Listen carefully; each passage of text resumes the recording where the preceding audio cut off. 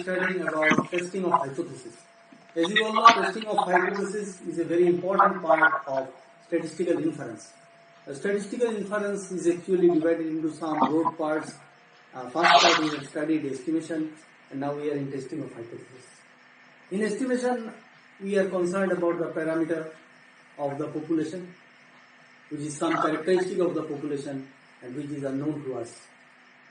And we used sample observations based on which we tried to estimate the value of the parameter. Parameter is generally represented as theta, and the function of the sample observation with the help of which we try to estimate the value of the parameter theta is represented by Tx, where is a function of, so T is a function of the sample observations with the help of which we try to find the value of the parameter theta. That was the concept in estimation. In testing of hypothesis, the problem is like that we have some idea about the value of the parameter. This idea about the parameter might have come to us through some prior beliefs, some previous studies, or from somewhere we have some idea about the value of the parameter theta. And we try to find out based on some sample observations that whether this idea that we have is correct or not. Accordingly, let us try to understand the situation. Suppose theta is the parameter of interest. We don't know the value of the theta. Theta is unknown to us, but we have some idea about what might be the value of theta. Maybe some previous researcher has thrown some light on it, or we have some belief which has come to us from our experience. Let us take a very simple example. Suppose I have an idea that the average height of the students of the university is equal to 150 centimeters. So theta equal to 150 centimeters. This is some idea that I have, and I want to check it out. Now the best way to check it out is with the help of a sample observations that we collect, because we don't have access to the actual population, or we don't know the entire population. Neither all the values of the population is known to us, not known to us. If it is known to us, then it is very easy to find out the value of theta. We take all the students, their height, we take the average and reach the value of theta. But we don't have it, but we have some belief, maybe by some previous researcher or my experience tells that the average height of the students of the university shall be 150 centimeters. So we start with a hypothesis which is called as H, and then this hypothesis helps me to reach the, this hypothesis is to be checked based on some sample observations. I go and I collect a sample which is randomly selected from the population. So I select a sample of size small n, where x1 is the height of the first student, x2 is the height of the second student, xn is the height of the nth student. Now, based on these sample observations, we shall be in a position to check the hypothesis using the technique that we will learn in due course of time as you study testing of hypothesis. Now, basically hypothesis is an statement about some aspect of the population which is called as parameter. Now, once we are in a position to check the value of this hypothesis through sample observations, before going to that problem, let us try to understand what are the different types of hypotheses that we have. First and foremost comes the null hypothesis. Null hypothesis is represented by H naught. This is a hypothesis of no significant difference. That means the difference may be there, but the difference will not be significant, and this is a type of null hypothesis.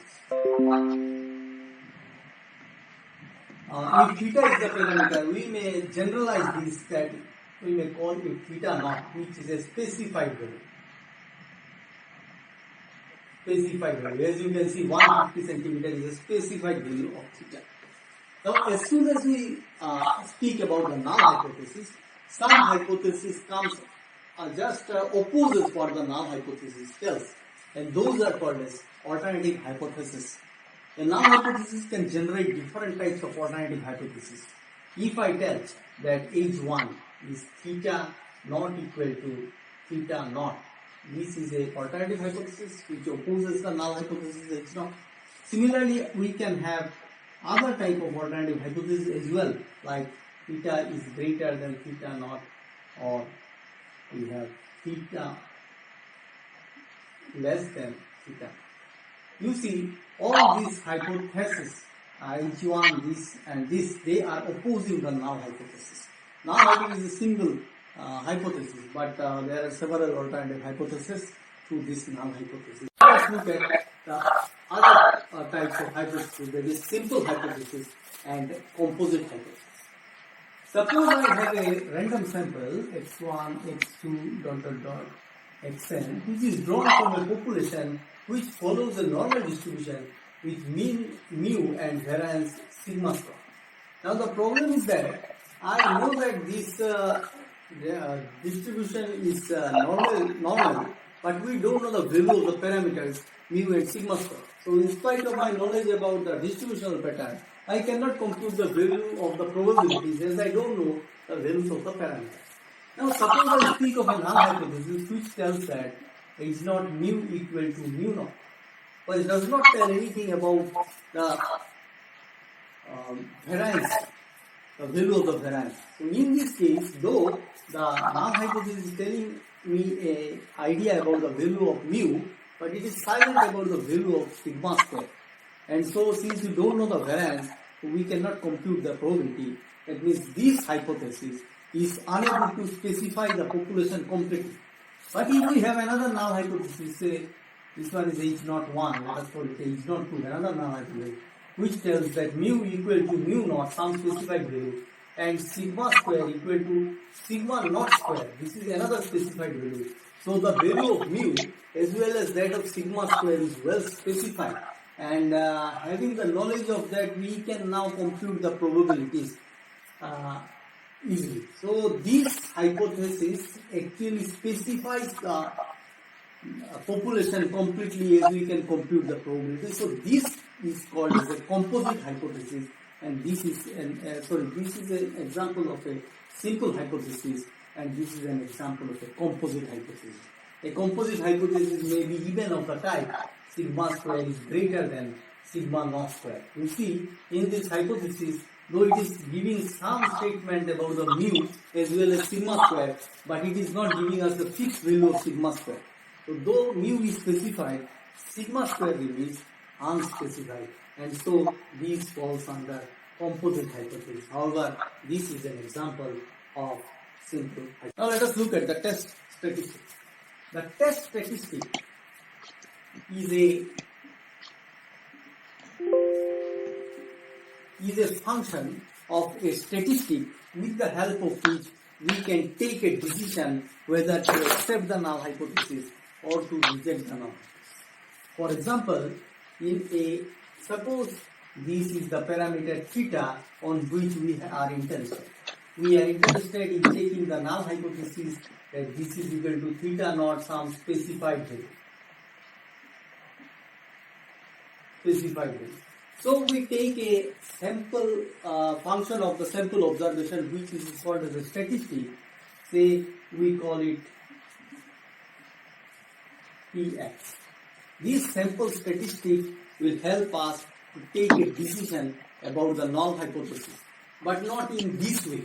But we will define some other function of the test statistic with the help of which we will take the decision about the null hypothesis. Let that test statistic be Px. Now this Px will be a function of the statistic, and the statistic is once again a function of the sample observations. So ultimately this test statistic is a function of the sample observations. Now based on this test statistic, we will try to take a decision about the null hypothesis. So now let us look at errors in hypothesis testing. As you can see, we have a null hypothesis, theta equal to theta naught. As you can see, this is a simple hypothesis, and the alternative hypothesis is a composite hypothesis with theta not equal to theta. Now, based on some sample observations, which we denote as x factor, and with the help of a test statistic, which we write as Px, we take a decision whether to accept the null hypothesis or whether to reject the null hypothesis and accept the alternative hypothesis. So any one of these decisions we take based on this process in test of significance. Now, as we take the decision based on sample observations and we don't consider all the observations of the population, so there is a chance of error. Look at the type of decisions and the actual outcome which might take place. We accept the null hypothesis H0, but H0 may be actually false. Another possibility is that we accept the null hypothesis and H0 is actually true. We reject H0 and H0 is actually false. We reject H0 and H0 is actually true. So, rejection of the null hypothesis actually takes us to 4 such possibilities. Now, if you look at this, accept null hypothesis when null hypothesis is actually true, this is a correct decision given the situation, and reject the null hypothesis when null hypothesis is actually false, this is also a correct decision. However, these two are errors. One in this error is we are rejecting the null hypothesis when the null hypothesis is actually true, and this is we are accepting the null hypothesis but the null hypothesis is actually false. So this is called as type 1 error. Type 1 error. And this is called as type 2 error.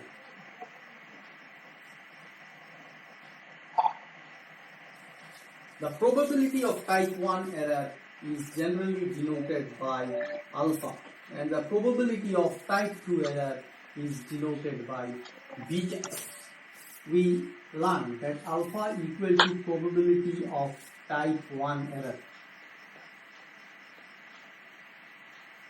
That is the probability of rejecting the null hypothesis H0 when H0 is true,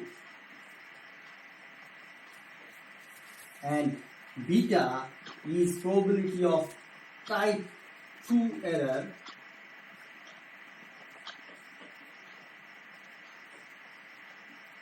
that is probability of accepting H0 when H1 is true. So, out of these 2 types of error, we generally consider that alpha is a more serious type of error. And since alpha is more serious, so we try to keep alpha fixed and we try to minimize beta to the extent possible. Look at one thing, that 1 minus beta will give you probability of rejecting H0 given H1 is true. That means when H1 is true, what is the probability of rejecting H0? That is, you accept H1 when H1 is actually true. That means 1 minus beta is nothing but a chance of a correct decision.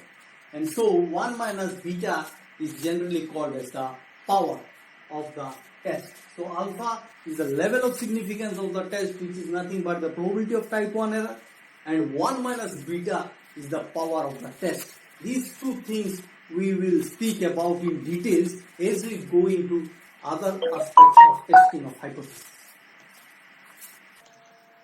Now let us look at level of significance. Already we know that alpha is the probability of type 1 error. It is the probability of rejecting H0 when H0 is true. This alpha is called as the level of significance.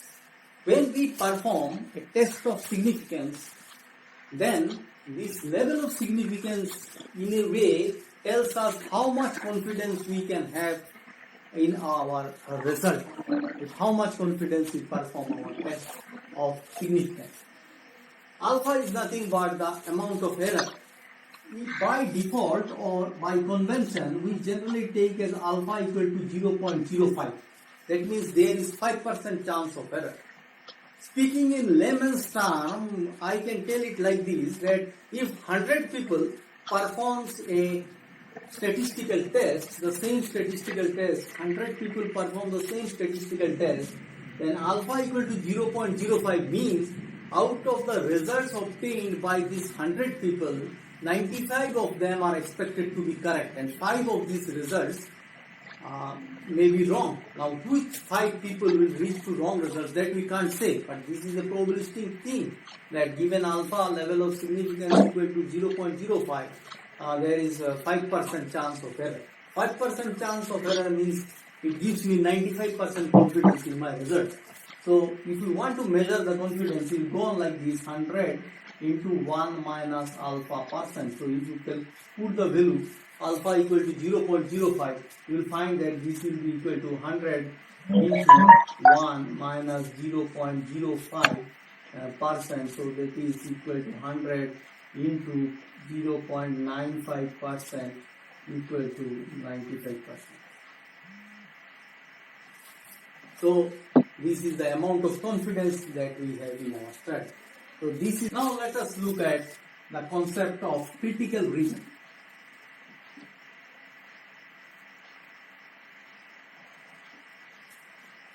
As you know that we generally represent capital omega as a sample space. So we are drawing a sample from the observation. The sample is generally denoted by X vector, which is nothing but the sampled observations x1, x2, dot dot dot xn. And they come from a universal set which is the sample space omega. Now what happens? Suppose this is my sample space omega. Now X vector, this one is a observation from this sample space. Now we find that if the X vector lies in this part, if it is a point in this part, then my null hypothesis gets accepted. If it is a point in this part, then my null hypothesis gets accepted. But if the point falls here, or if the point falls here, then my null hypothesis is getting rejected. So these regions, the shaded parts, are called as the critical region.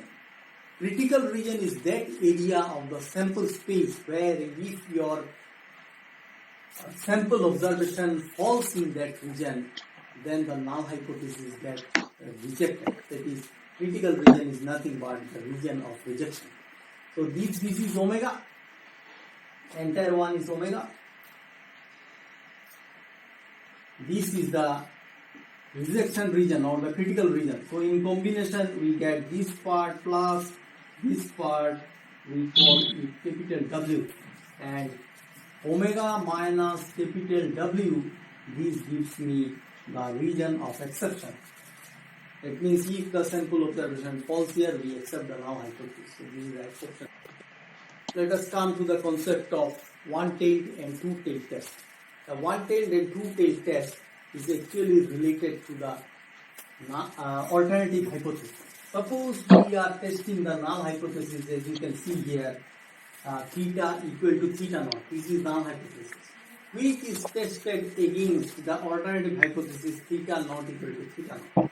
That means if the statistic is very close to the value theta naught from either side, then we are with the null hypothesis. But if the value of the test statistic goes far away from the value of theta naught, in either side, either very less than theta naught or much more than theta naught, then we reach a region of rejection. That means the region of rejection actually is in both sides of the value of theta naught. That means if this is the constant value of theta naught and this is the distributional form of theta, then if it is much more than theta naught, that means this side, or much less than theta naught, then we reject the null hypothesis. So this alternative hypothesis leads to a two-tailed test. However, there might be cases when I am not interested in less values of theta naught, but my alternative hypothesis may be that theta is greater than theta naught. That means if I draw the distribution function of the statistic, which looks like this is the value of theta naught.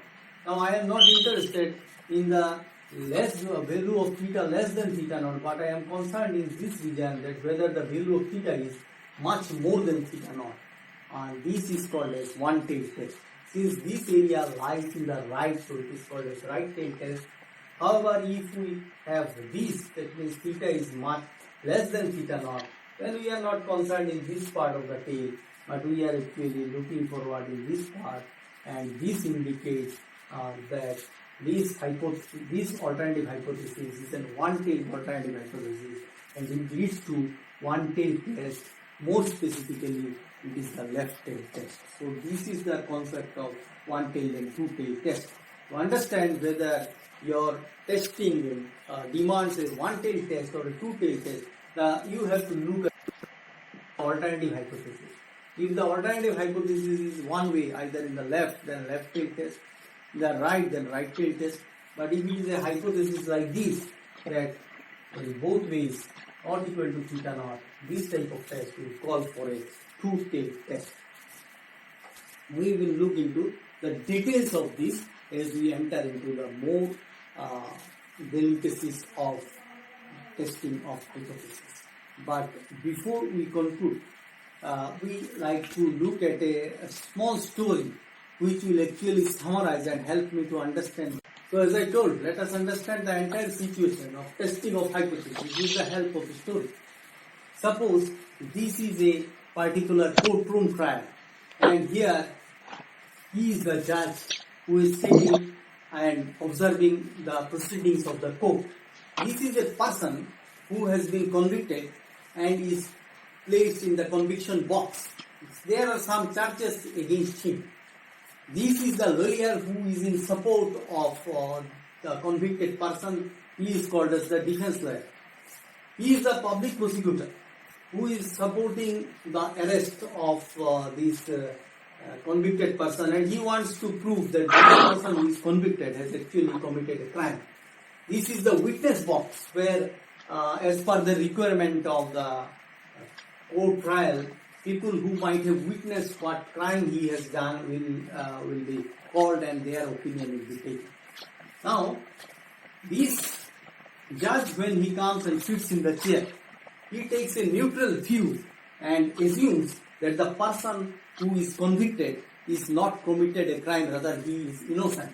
And it is the responsibility or onus lies on the person, that is the public prosecutor, to prove that he has committed a crime. In this process, the defense lawyer will create some disturbances in the work of the public prosecutor and will try to defend his client. Witness will come and go, and they will depict what they have seen or how this person might be related to the reason for which he is arrested. Now here, the judge is like the null hypothesis. He is of no opinion, or rather his opinion is very neutral. He is neither in favor nor against the person has committed a crime, somewhat like our null hypothesis. As soon as there is a null hypothesis, there is an alternative hypothesis, and here the alternative hypothesis is put forward by the public prosecutor, who tells that this person has committed a crime, and it is his responsibility to prove that he has committed a crime. So there are two contradicting hypotheses, a null hypothesis and an alternative hypothesis. Now, these are like sample observations. The witness, people who come to the witness box, they will provide different ways in which what they have seen in favor or against the particular individual to be a criminal. So they are like sample observations. Now, here also, once we set up our hypothesis, we collect the sample observation and then we calculate the value of the test statistic. Here, all the situations are placed before the judge. The judge at the end of the court trial has to take a decision. In testing of hypothesis, after the sample observation is collected, we put the value of the sample observation in the test statistic, and accordingly we reach to a particular value. Based on that value, we decide either in favor of the null hypothesis or against the null hypothesis. The judge also sits here, listens to all the court proceedings, and based on the argument that has taken place in the court, will take a decision either in favor of the convicted person or against the convicted person. So, similar to either accepting the null hypothesis or rejecting it. Now, once the null hypothesis is accepted, we have found that once you take a decision of accepting or rejecting the null hypothesis, we have found that there are two types of error. First type of error is that is alpha, that is rejecting H naught when H naught is actually true. Here, the judge is in a situation. Suppose the judge tells that this person has committed the crime, but actually he has not committed the crime. That is the type 1 error. And as we know, the type 1 error is more serious. So here also, in this case, you will find that type 1 error is more serious. Type 1 error is that this person has not committed the crime, and the judge has told that he has committed the crime. The other type of error is that this person has committed the crime, but the judge tells that he has not committed the crime. Testing of hypothesis, this is nothing but type 3 error. Now, here also, if you look at the first situation, the person has not committed the crime, but the judge tells he has committed the crime, similar to our type 1 error, and he is hanged. That means this is a more serious offense than declaring the person as innocent when he has actually committed the crime. That means one more criminal will go back to the society. Both are error definitely, but the first error, he will lose his life though he has not done any crime. And in the second case, he will go back to the society though he has committed a crime. So obviously, the second case is less serious. Similarly, in this case, the type 1 error is more serious than the type 2 error. So this courtroom experience or this example of the courtroom helps us to understand the concept of null hypothesis. So the testing of hypothesis. So if you have any doubt about testing of hypothesis and find it difficult to understand so many technical terms coming up together, you relate this example to the testing of hypothesis scenario, and this will help you to understand the situation better. Thank you. Till my next class, let me take 5 from you.